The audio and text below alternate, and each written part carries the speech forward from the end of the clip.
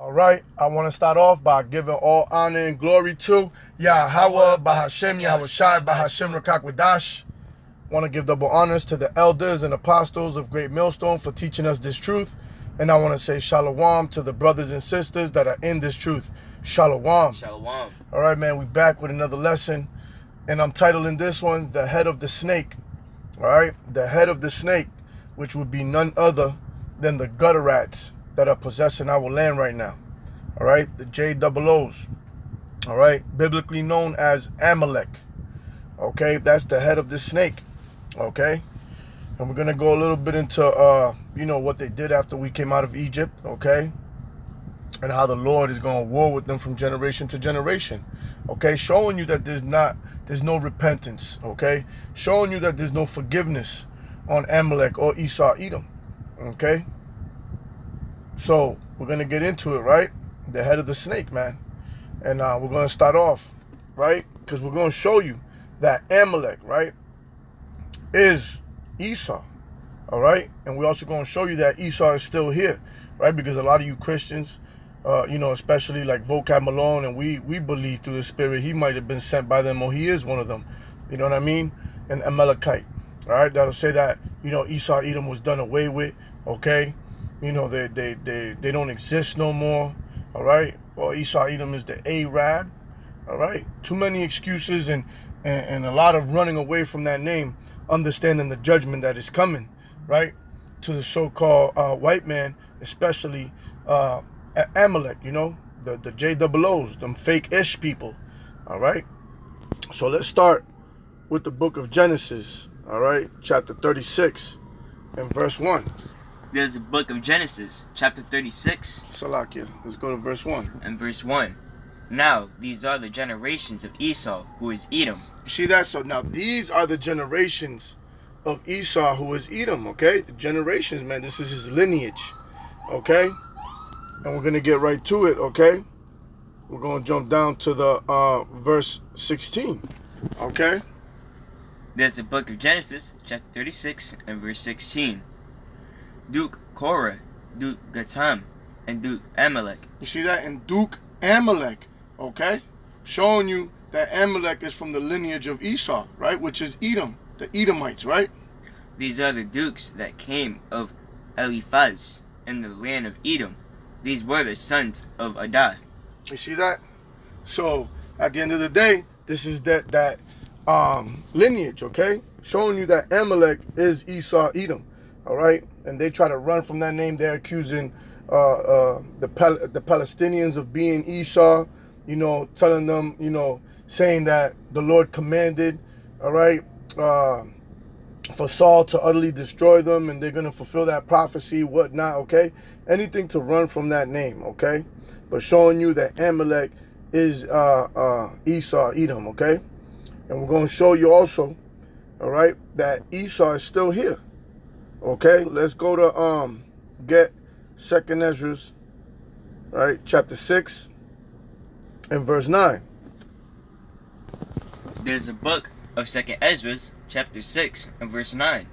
For Esau is the end of the world. For Esau is the end of the world. Okay, go ahead. And Jacob is the beginning of it that followeth. You see that? And Jacob is the beginning of it that followeth, because Esau Edom is in rulership right now. Remember in Job chapter 9 verse 24, right? The earth is given into the hand of the wicked. Okay, they will be in rulership again. Okay, right? After ancient Rome fell, right? The revised Roman Empire, okay, rose again. Okay, so this is Esau's world right now. Okay, for Esau is the end of the world. Okay, so they have to be here in order to fulfill this prophecy. Okay, and Jacob is the beginning of it that followeth, which is going to be the kingdom, right? Ruled by Yahweh Bahashem Yahushai. Okay, so now that we established that Amalek is Esau and Esau is still here, all right, let's go to the book of Deuteronomy, all right, chapter 25 and verse 17. There's a book of Deuteronomy, chapter 25 and verse 17. Remember what Amalek did unto thee by the way, when ye were come forth out of Egypt. You see that? So remember, all right? The Lord didn't say to forget, All right. The Lord said to remember what Amalek did. Okay. Unto thee by the way, when ye were coming forth out of Egypt. Okay. And this was when the Lord, saved us from the hand of Pharaoh. All right. When we passed the Red Sea, we were in the wilderness. All right. By this time, they were tired, exhausted, hungry. Okay. Thirsty, famished. Okay. And Amalek tried taking advantage, man. They were the first to go to war with Israel, man. All right. So let's get that account real quick before we keep going over here. We're going to get right to the point. This is when we're going to get the account where Joshua, all right, was warring with Amalek, and Moses was holding up the rod, okay? And whenever he held up the rod, Israel prevailed, okay? But whenever his hand got heavy and kind of went down, Amalek prevailed, okay? And then he put the stone under him to keep himself stable, all right, for Israel to prevail, all right? But we're going to get to the point. Let's go to the book of Exodus, right? Chapter 17 and verse 13. There's a book of Exodus, chapter 17 and verse 13. Matter of fact, let's start at 9.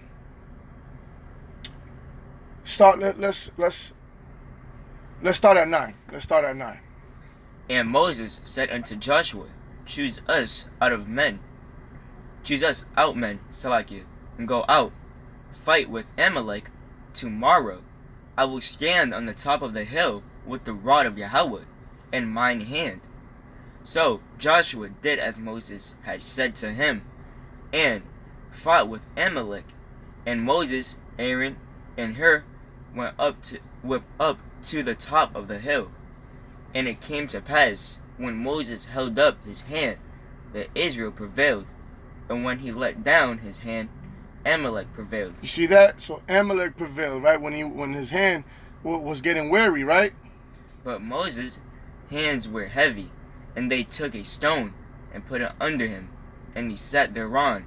And Aaron and Hur stayed up his hands, the one on the one side and the other on the other side, and his hands were steady until the going down of the sun. You see that? So they were stabilizing his hands, right? So Israel could prevail, right? And Joshua discomfited Amalek and his people with the edge of the sword. Go ahead. And the Lord said unto Moses, write this for a memorial in a book, and rehearse it in the ears of Joshua, for I will utterly put out the remembrance of Amalek from under heaven. You see that? I will utterly put out the remembrance of Amalek from under heaven. Because Esau, Edom is prophesied to be taken out, wiped out, right? After the 1,000 years of captivity. Okay?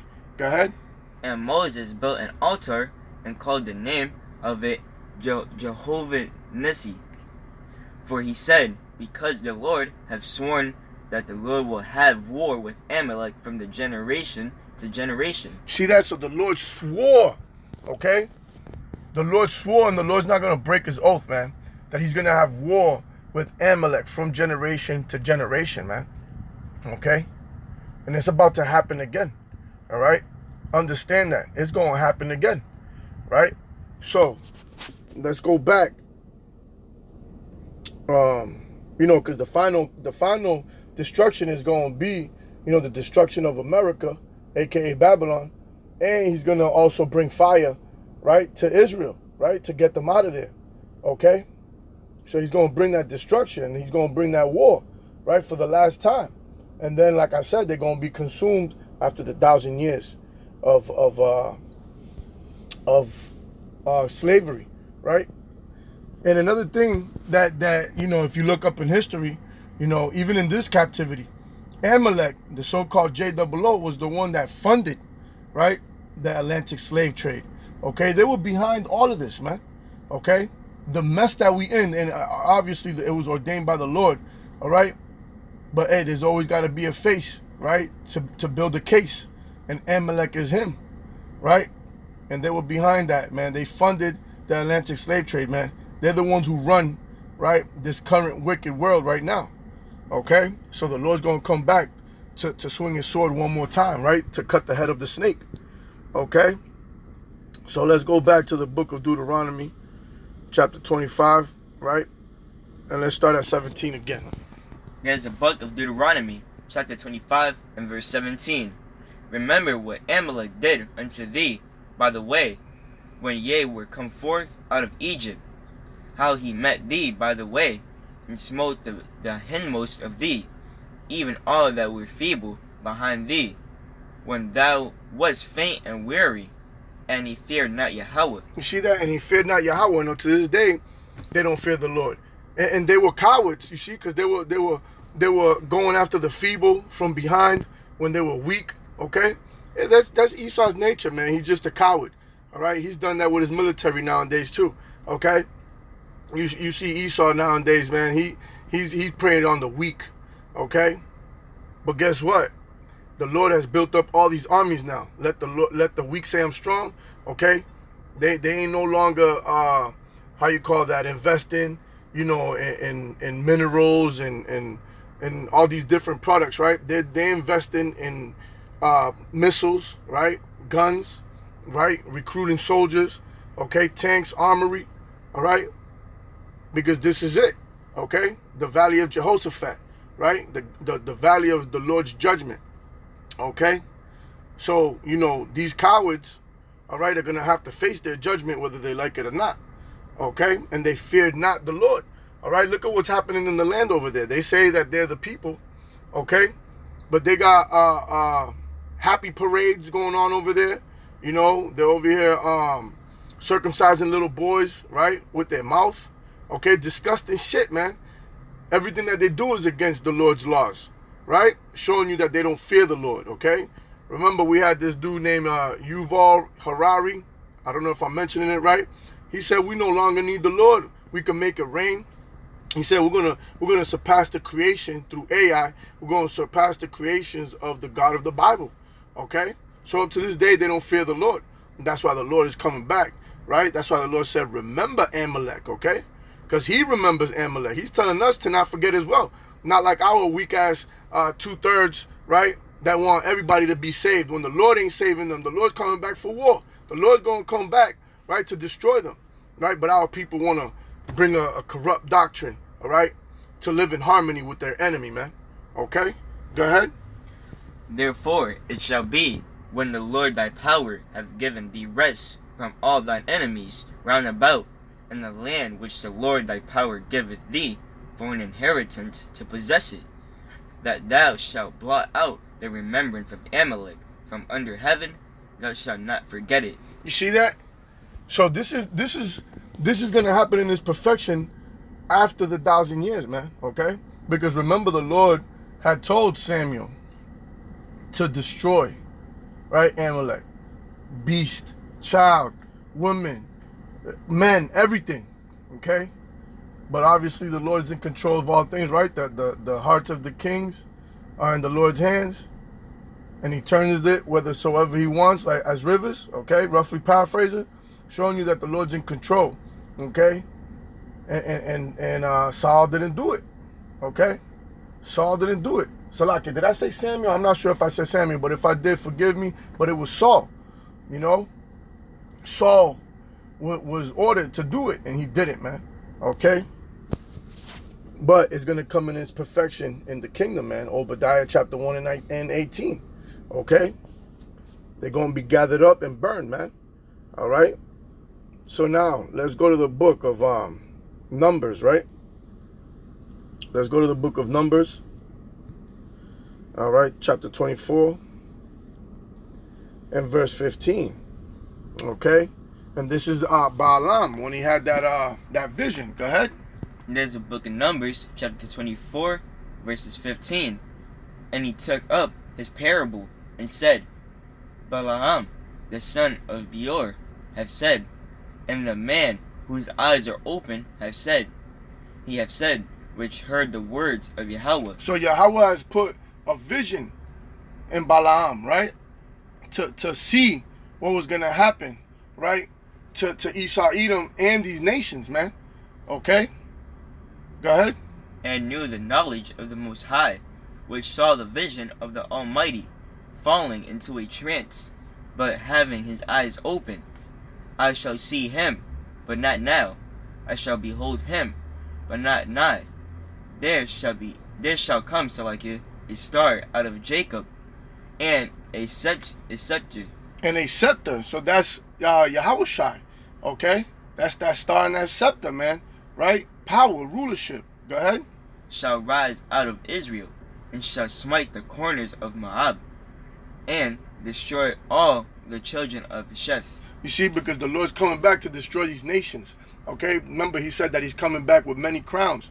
Right? Showing you that it's a takeover. Right? By Yahushai. Go ahead. And Edom shall be a possession. Seir also shall be a possession for his enemies, and Israel shall do valiantly. All right, so this happened for a little bit when King Solomon was reigning, right? But it wasn't in its perfection. Okay, it's gonna come in its perfection in the kingdom. Okay, go ahead. Out of Jacob shall come he that shall have dominion, and shall destroy him that remaineth of the city. Which is Yahushai. Go ahead.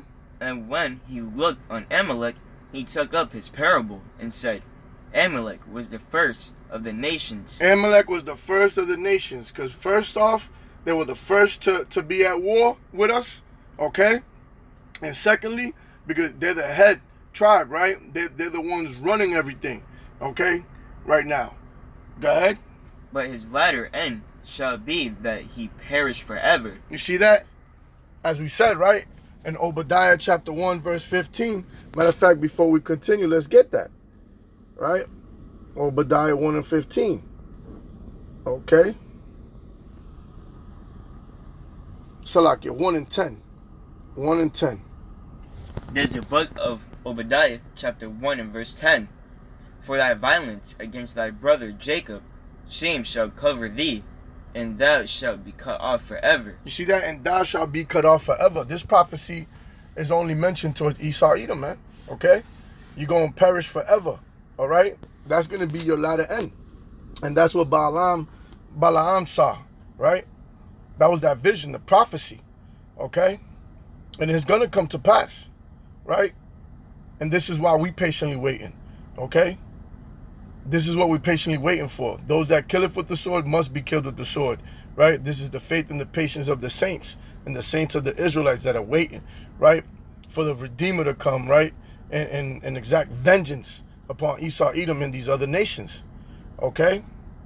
So, let's go real quick to the book of Isaiah.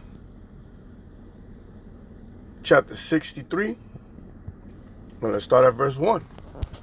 There's the book of Isaiah, chapter 63, and verse 1.